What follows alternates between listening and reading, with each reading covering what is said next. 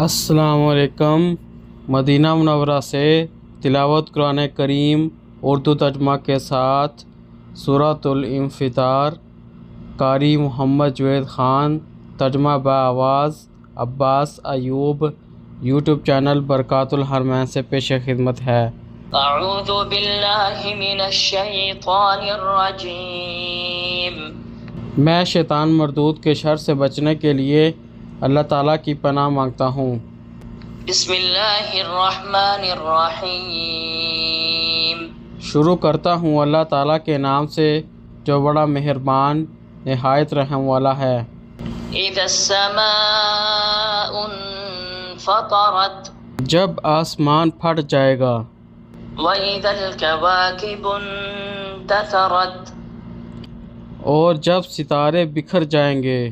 واذا البحار فجرت، اور جب سمندر پھاڑ دیے جائیں گے۔ واذا القبور بعثرت، اور جب قبریں اکھیڑ دی جائیں گی۔ علمت نفس ما قدمت واخرت، ہر شخص جان جائے گا جو اس نے آگے بھیجا اور جو اس نے پیچھے چھوڑا ہے۔ یا ایھا الانسان ما غرک بربک الکریم، اے انسان، اپنے رب کریم کے بارے میں تجھے کس چیز نے دھوکے میں ڈال دیا؟ الذی خلقک فسواک فعدلک، جس نے تجھے پیدا کیا، پھر تجھے درست بنایا، پھر تجھے برابر کیا۔ فی ای صورت ما شاء رکبک، جس صورت میں اس نے چاہا تجھے جوڑ دیا۔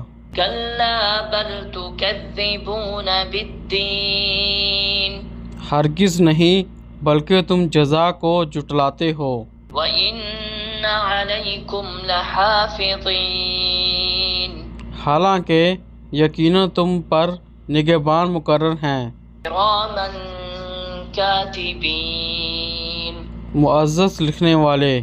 يَعْلَمُونَ مَا تَفْعَلُونَ، وہ جانتے ہیں جو کچھ تم کرتے ہو۔ إِنَّ الْأَبْرَارَ لَفِي نَعِيمٍ، یقیناً نیک لوگ بلا شبہ نعمتوں میں ہوں گے۔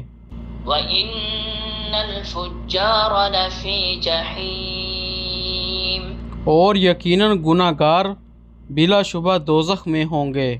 يَصْلَوْنَهَا يَوْمَ الدِّينِ، جزا کے دن وہ اس میں داخل ہوں گے۔ وَمَا هُمْ عَنْهَا بِغَائِبِينَ،